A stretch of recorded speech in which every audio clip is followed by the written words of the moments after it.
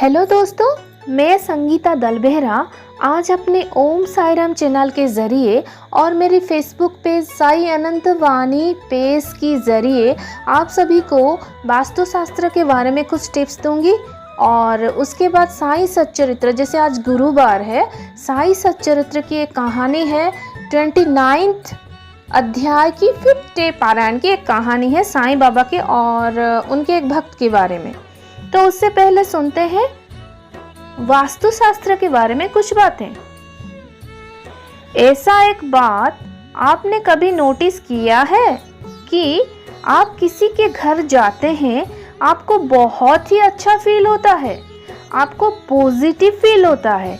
ठीक उसी तरह आप किसी और के घर जाते हैं, आपको घबराहट होता है, आपका दिमाग शांत नहीं रहता है, आपको घुटन महसूस होता है। कभी आपने सोचा है आपको अच्छा क्यों नहीं लगता है, आपको बिल्कुल भी परफेक्ट फील क्यों नहीं होता है? कभी ये सब बात आप लोगों ने नोटिस किया है? ये कैसे होता है? कौन से चीज है जो इसको डिनोट करती है, इसको डोमिनेट करती है? देखा जाए तो आपका घर आपका माइंड का ही सुपीरियर हिस्सा होता है। एक तरीके से फैलाव ऑफ योर माइंड है, एक तरीके से फैलाव ऑफ योर माइंड है। आप ही का सबकॉन्शियस माइंड है, आप ही का सबकॉन्शियस माइंड है। इसको कैसे हम स्ट्रॉन्ग करें? इसको कैसे हम स्ट्रॉन्ग कर सकते हैं? किन चीजों को यूज करके हम खुद को बदल सकते हैं, खुद के अंदर पॉजिटिविटी क्रिएट कर सकते हैं और फैमिली में खुशियां ला सकते हैं। खास चीज जो आपको ध्यान रखनी चाहिए और वो है 12 महीने में हर महीने में अमावस्या आती है।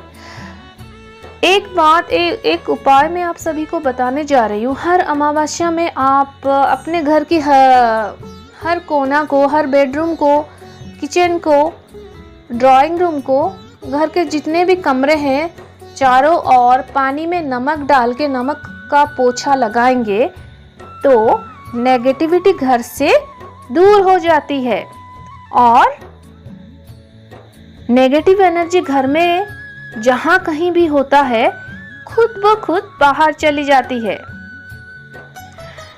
और एक बात, अगर आप जॉब करते हैं या फिर आपका खुद का बिजनेस हो और उस बिजनेस में आप खुद एम्प्लॉय हो और खुद बॉस हो, जैसे कि ऑनलाइन बिजनेस कहा जाता है। ऑनलाइन बिजनेस करने से भी लोग अपने वर्कशॉप को फैशनेट करते हैं और जैसे कि कुर्सियाँ रखते हैं, प्रेजेंटेशन स्किल रहता है। इंग्लिश जो लोग स्किल ट्रेनर होते हैं, कॉरपोरेट लेवल के ट्रेनर होते हैं, वो लोग भी बैठ के अपना सेमिनार ऑनलाइन प्रेजेंट करते हैं। तो वो एक बात हो गई। और एक बात है, कोई भी बॉस हो, कोई भी कंपनी का हेड ऑफ द डिपार्टमेंट हो, कोई भी सीनियर मैनेजर हो,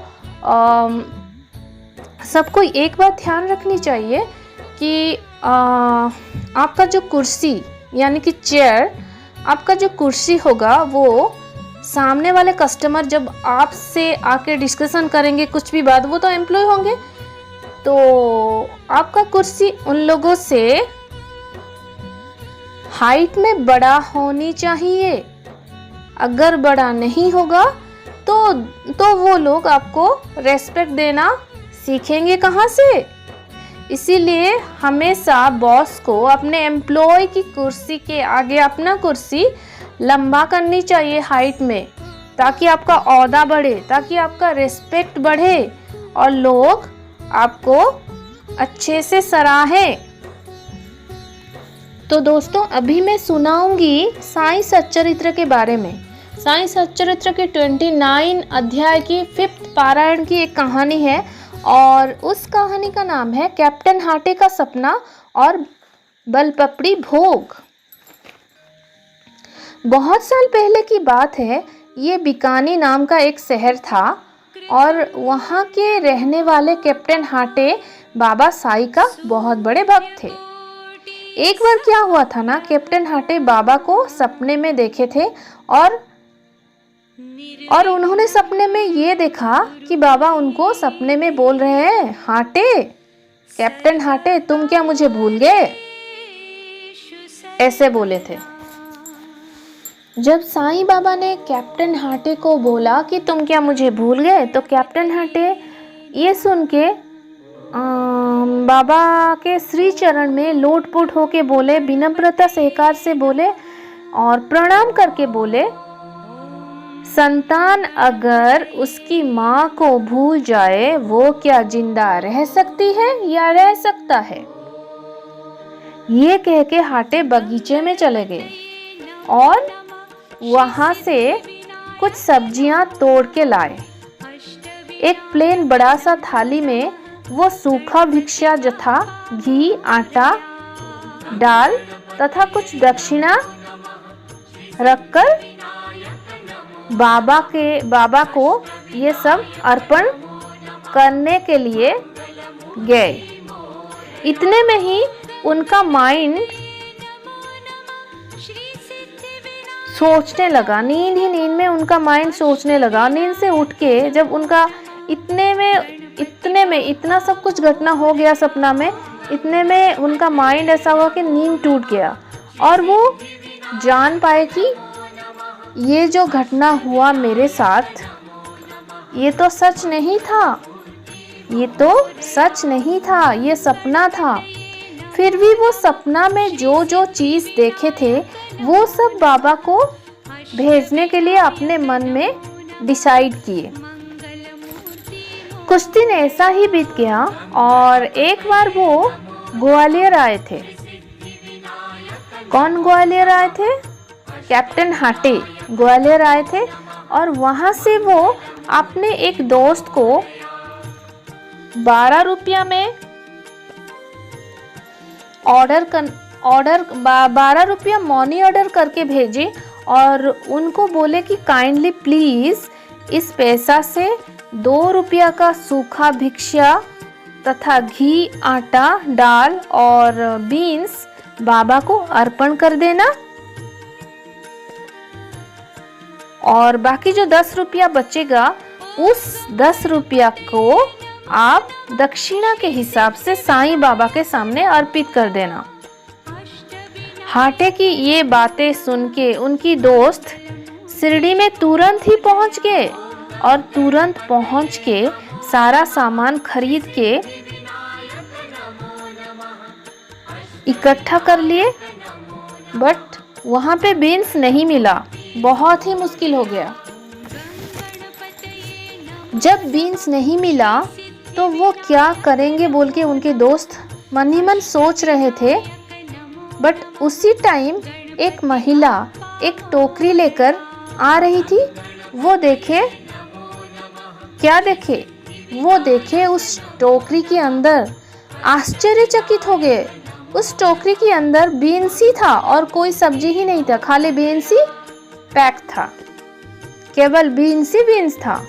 बीन्स खरीद के और बाकी सब सामग्री लेके वो द्वारिका माई को गए और श्री हाटे के तरफ से ये भेंट स्वीकार कीजिए बोल के साईं बाबा के सामने उन्होंने ये सब सामान रखा और 10 रुपये का दक्षिणा भी रखा।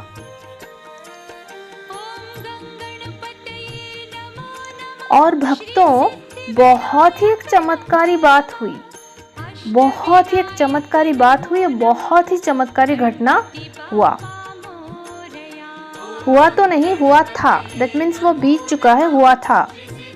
उस दिन की बात, बाबा उस दिन सिर्फ बीन्स की सब्जी ही खाए और कुछ भी स्पर्श नहीं किए। अपने दोस्त से ये बातें सुन के हाटे बहुत ही खुश हो गए। तो दोस्तों, आप सभी ने इस कहानी से क्या सीखा? ये सीखने वाली बात है। इस कहानी से ये सीखा कि जो सपना में कैप्टन हाटे ने देखा था कि साईं बाबा को वैसे ऐसे अर्पण कर रहे हैं, वही चीज़, वही बीन्स, चावल, आटा वो अपने दोस्त को बोल के साईं बाबा को चढ़ाने के लिए द्वारिका में भेजे थे। और भगवान के मर्जी के आगे हम इंसान क्या है।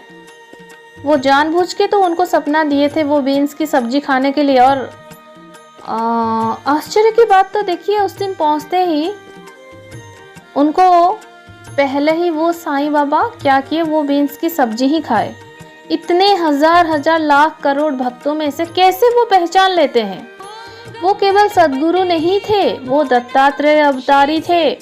उनको ब्रह्मा विष्णु महेश भी कहा जाता है, कलियुगी अवतारी पुरुष कहा जाता है। आप अगर कोई सिद्धत मन से बाबा को कुछ भी मांगोगे नतमस्तक होके, तो आपका सारा पाप धुल जाएगा। बाबा कहते हैं किसी के साथ धोखा मत करो, किसी के साथ दगा मत करो, किसी के साथ विश्वासघात मत करो, किसी को दर्द मत दो, खाली साईं साईं बोलो, मेरे ऊपर विश्वास करो। हमेशा अच्छी राह चलो, अच्छी रास्ते पे चलने की कोशिश करो, फूल की रास्ते पे चलो, कांटा कभी मत चुनो। तो दोस्तों, आप सभी को ये वीडियो कैसा लगा काइंडली कमेंट सेक्शन में जाके कमेंट करना और एक लाइक कर दीजिएगा।